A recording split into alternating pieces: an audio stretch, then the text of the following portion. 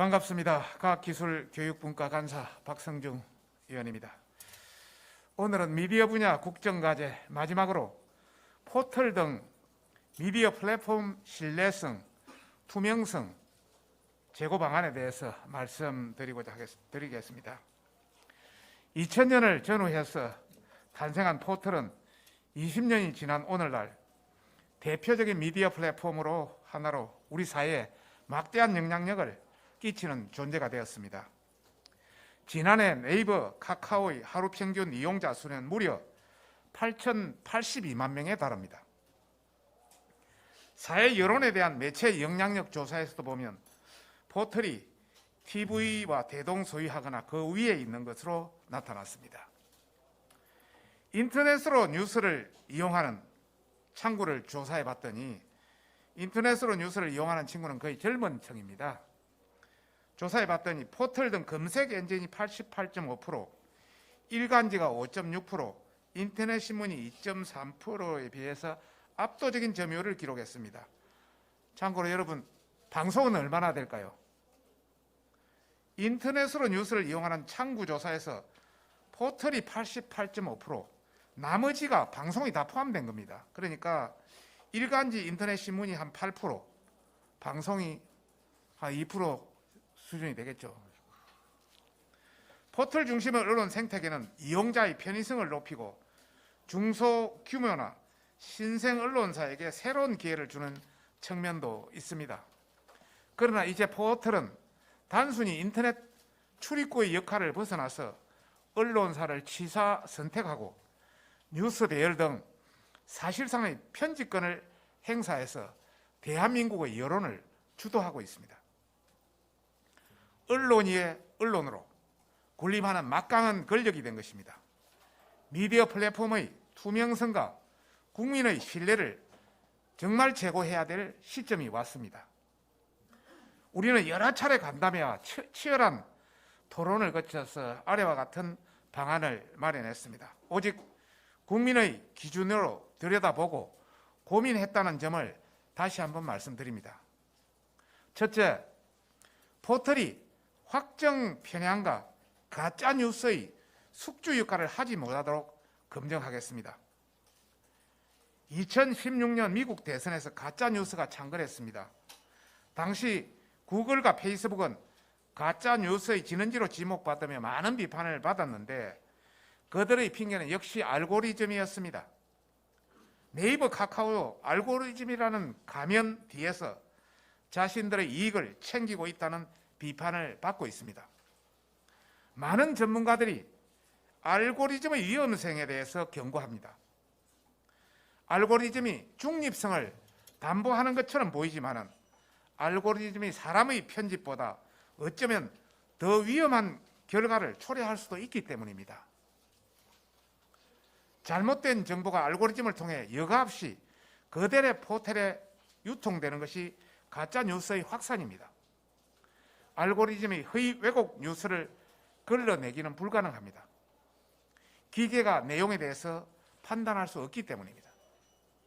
이에 전문가 중심의 가칭 알고리즘 투명성 위원회를 법적 기구로 포털 내에 설치하도록 하겠습니다.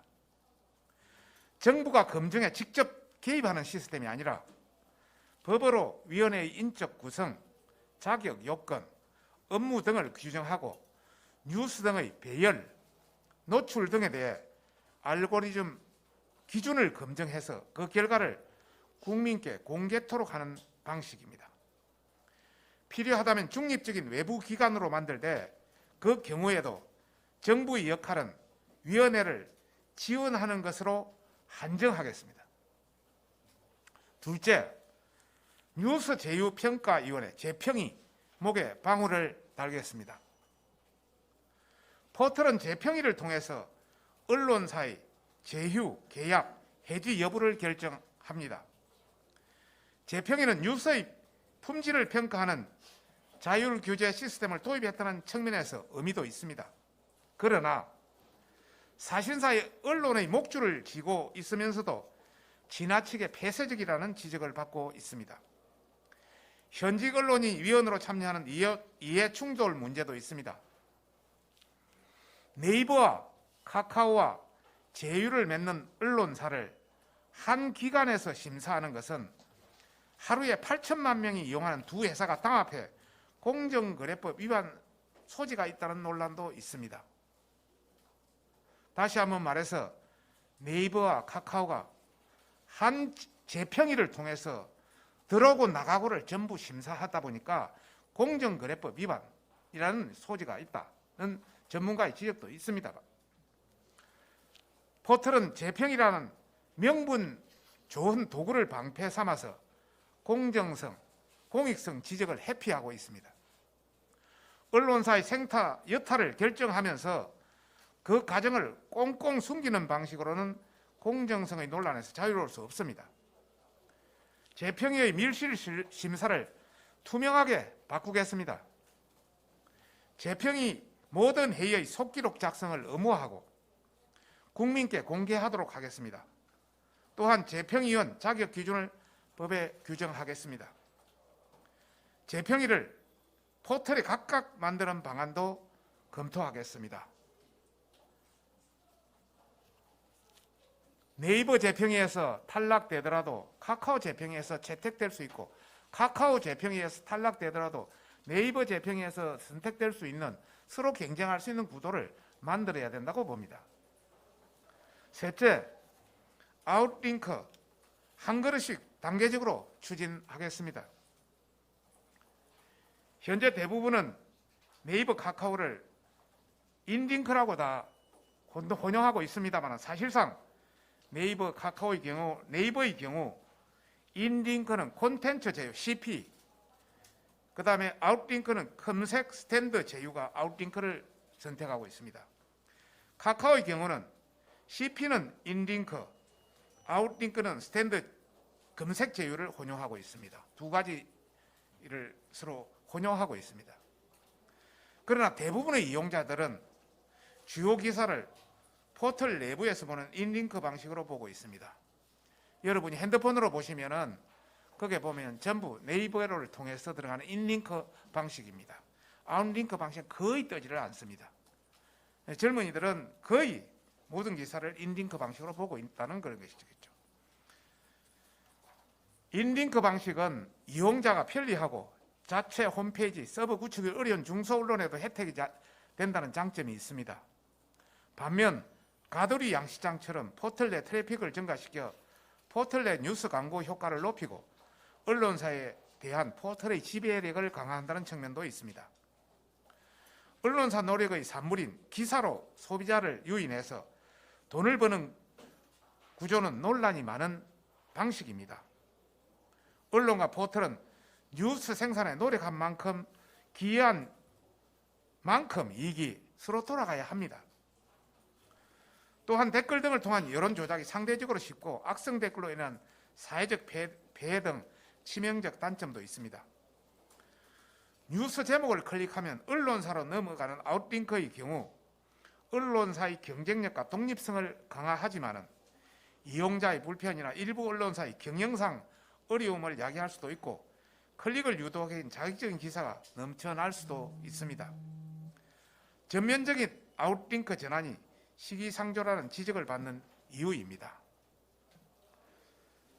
실제 여러분 우리 대표적인 검색 엔진 네이버를 보면은 네이버가 취하고 있는 인링크 CP는 한 120개사에 불과하고 나머지 7, 800개사 거의는 아웃링크를 선택하고 있습니다. 이용자와 시장 혼란을 최소화하기 위해 긴 호흡으로 아웃링크로의 전환을 단계적으로 추진하겠습니다. 우선은 언론사의 선택권을 보장하면서 자발적인 아웃링크로의 전환을 유도하겠습니다. 아웃링크의 효과를 세밀하게 분석하며 전면 전환을 준비하겠습니다. 전면 아웃링크의 도입 후에도 문제가 계속된다면 포털의 편집권을 없애는 방안도 검토하겠습니다. 이를테면 국내 포털의 시작 화면이 구글처럼 단순 검색창으로 바뀌는 것입니다. 포털이 본연의 기능인 뉴스 매개자의 역할을 충실히 하여 뉴스 생태계가 건전하고 공정하게 조성될 수 있도록 하겠습니다. 넷째, 유튜브의 노란 딱지도 이용자 중심으로 손보겠습니다. 유튜브 이용자들에게 노른딱지는 공포의 대상입니다. 이용자가 유튜브에 올린 영상물에 대해서 사업자가 차단, 제한, 삭제 등의 제재 조치를 할 경우 정확한 사유조차 확인하기 어렵습니다. 한마디로 사업자 마음대로, 구글 마음대로 결정해버리는 무소불위의 권력입니다. 네이버, 카카오, 페이스북, 인스타그램 등의 경우도 마찬가지입니다. 이러니 살아있는 권력을 비판하면 게시물이 차단된다는 유언비어가 판을 치고 있는 실정입니다. 미디어 플랫폼 이용자의 불만 처리 체계를 강화해서 노란 딱지 등 사업자의 제재 조치를 받을 때는 최소한의 제재 사유를 명확히 알 수 있도록 하겠습니다. 다시 한번 말씀드리면 노란 딱지 등 사업자의 제재 조치를 받을 때는 최소한의 제재 사유는 명확히 알 수 있도록 하겠습니다. 내 동영상이 어느 부분에서 문제가 되는지, 노란 딱지는 왜 붙었는지 이유는 알아야 하지 않겠습니까? 필요하다면 앞서 말씀드린 알고리즘 투명성 위원회에서도 살펴볼 수 있을 것입니다. 새 정부는 말씀드린 정책 방안을 기본으로 해서 부족한 부분을 보완, 개선하는 등 세부 실행 계획을 마련해서 미디어 플랫폼의 투명성, 신뢰성을 확보하고 이용자 권익을 증진시킬 겁니다. 이를 이행하기 위한 구체적인 정보통신망법 개정안은 방송통신위원회에서 국회, 전문가, 이해관계자 등과 긴밀한 논의를 거쳐 충실하게 준비할 것을 당부하겠습니다. 감사합니다. 네. 어느 때보다